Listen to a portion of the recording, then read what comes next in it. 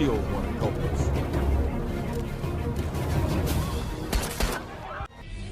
Reptilian.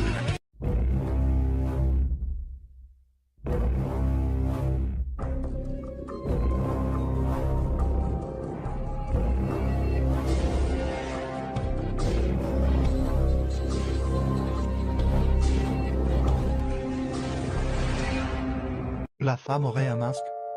Everyone can either believe it or they cannot believe it. I don't give two fucks, but I am telling you right now, that motherfucker back there is not real. And you can sit on this plane and you can fucking die with them or not.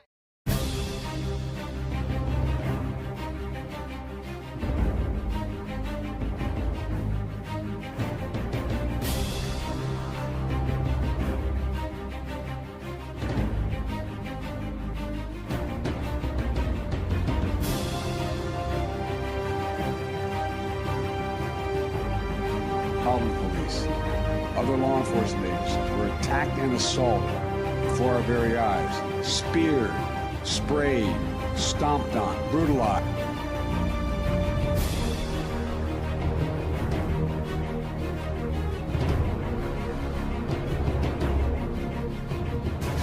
If you believe we have crashed craft, stated earlier, do we have the bodies of the pilots who piloted this craft? As I've stated publicly already in my News Nation interview, biologics came with some of these recoveries. Yeah. Were they, I guess, human or non-human biologics? Non-human, and that was the assessment of people with direct knowledge on the program I talked to that are currently still on the program. High after again accusing the White House of hiding evidence of aliens, this time right out in public. While President Obama was recently speaking to a US-Israeli cooperation group, one of his bodyguards was spied on video looking a bit odd. A series of odd features on his head, face, plus a very strange behavior and creepy movements, suggest something else. Suggest what exactly? Is he an actual reptilian humanoid? Is he one of the Anunnaki? Is he a tall grey bio-android, or what? Well, with that creepy colour filter, who could argue? But due the low lighting in half the amphitheatre, he would pass unnoticed or regarded as a normal human being by the crowd. Unnoticed except maybe by all the TV cameras. Though unable to discuss the identity of Secret Service agents, the White House has responded in kind. National Security Council official Caitlin Hayden remarked that any alien security programs were most probably cut during the recent sequester. She also suggested that Area 51 should be consulted for further The song Shake It Off was about how I shed my skin every 1,000 years. And the song Bad Blood was about how I drink blood out of my Grammys. Toast to blood! Save some blood for Paul Rudd. And if it's not just a fiction? Let's get down to business. We reptoids have had a great decade. Thanks to propaganda in the media, we have made society more tolerant of our kind, from the Geico gecko to the shape of water.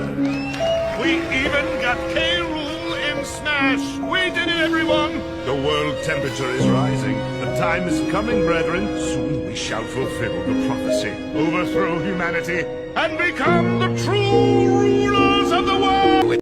I have reports of several species that are here and have bases here. There's one species that looks something like a praying mantis. And then the short grays are the ones that you see in the cartoons.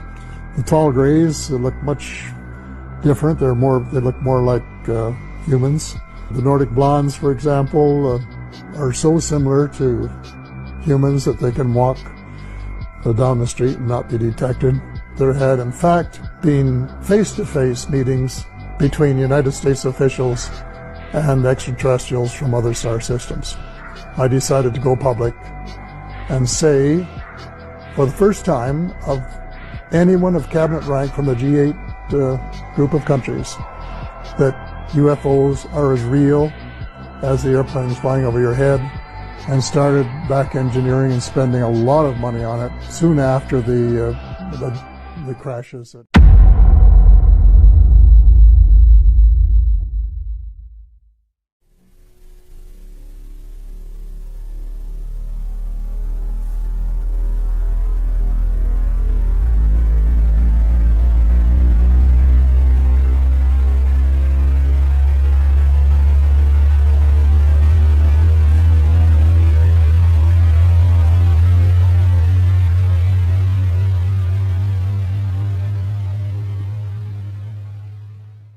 have I done? What am I doing? What will I do? The politics of failure have failed. We need to make them work again. Tomorrow, when you are sealed in the voting cubicle, vote for me, Senator Bob Dole. I am looking forward to an orderly election tomorrow, which will eliminate the need for a violent bloodbath.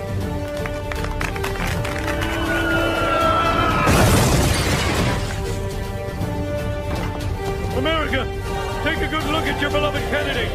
They're nothing but hideous space reptiles.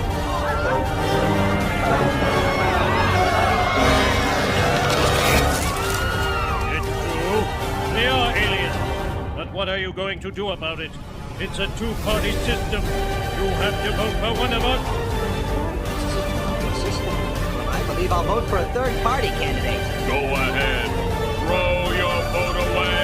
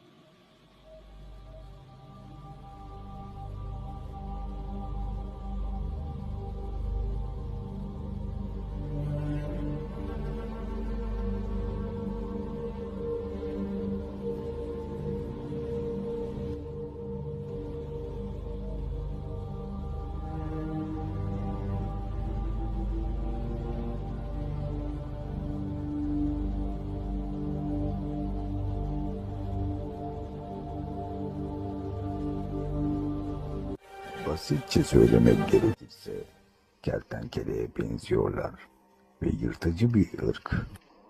İnsanlıkla besleniyorlar.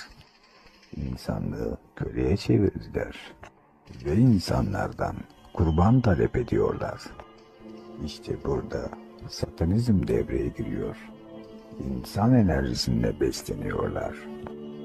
Özellikle de çocukların enerjisiyle besleniyorlar. Hello, David. How are you? I'm very good. Nice to be talking to Turkey for the first time. Well, thank you. It's also great having you on our show. You predicted a lot of things before they happened, like microchipping, Bitcoin, elite pedophile scandals, Iraqi weapons of mass destruction hoax, and migrant crisis, and so on. And most probably, or at least I think, you're going to make some predictions right here as well. I don't know. But I'd like to talk to you about the hidden facts about the global elite who is ruling the world and their agenda, what they are aiming to do. And because when you look at history, you see big changes happened in the recent decades, and now I believe that we are in a transition process in the whole planet in terms of technology, science, and politics, and so on. So what do you think about the agenda of this global ruling elite? Well, what you've said all kind of connects, because how could I have predicted so many things over the years in my books and interviews?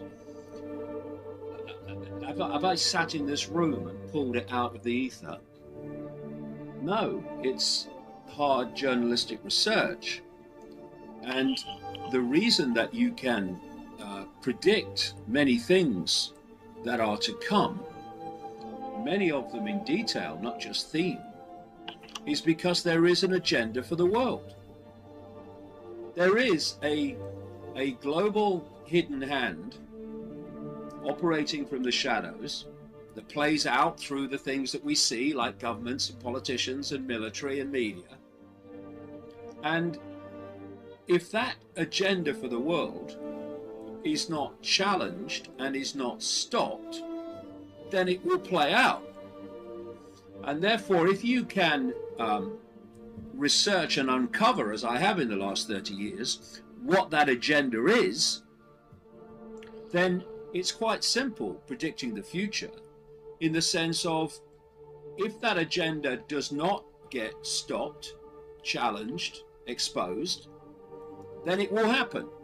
So the reason I've been able to predict so many things that have turned out to be true, many of them fantastic at the time, is because I uncovered what the agenda was.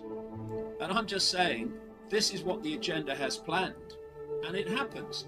Now, I don't say that with any joy, with any satisfaction, because the whole point of what I do is to alert enough people to the fact this agenda is real, so that there is an intervention and it stops playing out as the future. And it's very simple in its basic form. You have a network of people, which to a large extent come down to an ancient bloodline. But basically there's a web. And at the center of the web is a spider that's spinning the agenda through the web. The spider is deep in the shadows. And then the strands immediately around the spider in the web, they're your most exclusive, most secretive of secret societies, many of which don't even have names. You then come further out in the web from the spider, and then you start meeting all the secret societies that we do know about, well, we've heard of, but don't know, of course, because of their secrecy, what they're doing day by day. I'm talking about the inner core of the Freemasons. I'm talking about the Knights Templar, the Knights of Malta, Opus Dei, the inner core of the Jesuit order, the Skull and Bones Society in the United States, and so many others. And then as you come out from the spider through those secret societies, you meet what I call the cusp. These are organizations that sit at that point between the hidden, which is what I've described up to this point, and the seen.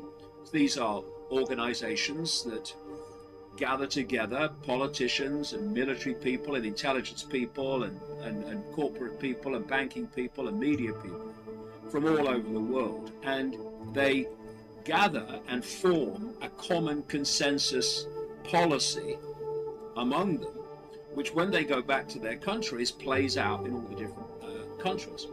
And these organizations, these cusp organizations, are like the Bilderberg Group, Council on Foreign Relations in America, that's driven to such a large extent American foreign policy since it was formed in 1921.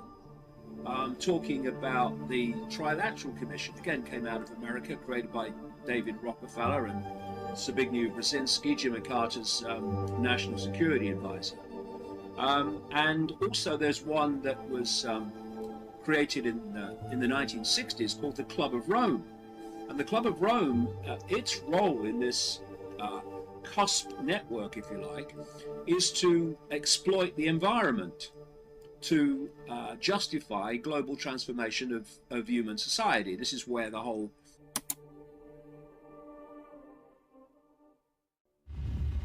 Herkese merhaba.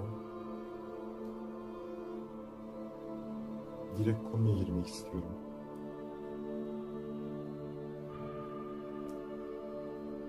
İki ay önce çalıştığım bir yerde, bir şehirde,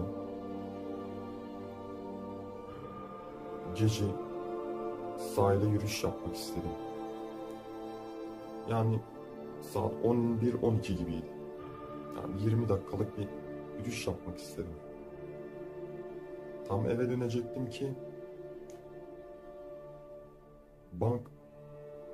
bankta oturan ve telefonla konuşan deniz kenarında birini gördüm. Kel biriydi. Adamın yabancı konuşması beni şaşırttı. Yani konuştuğu dil değişik bir dildi. Arapçanın daha da kıvamsız bir dili gibi.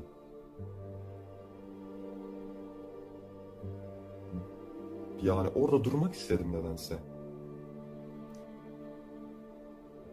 Ve adamın hemen 20 metre yanında sağındaydım.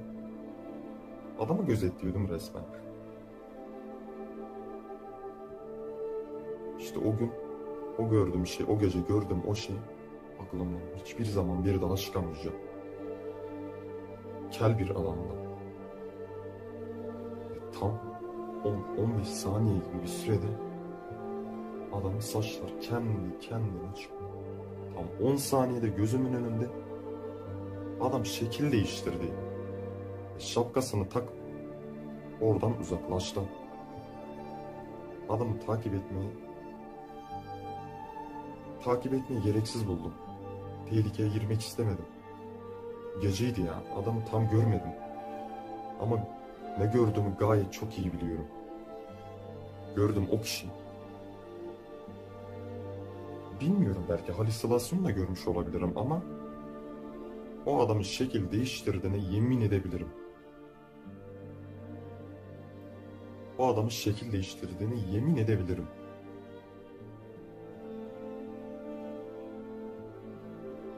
Orada işte gerçekten büyük bir şok geçirdim.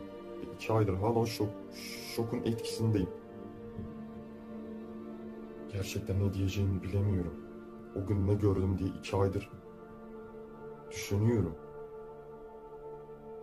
Ve bence ben ne gördüğümü gayet çok iyi biliyorum. Onlar aramızdalar.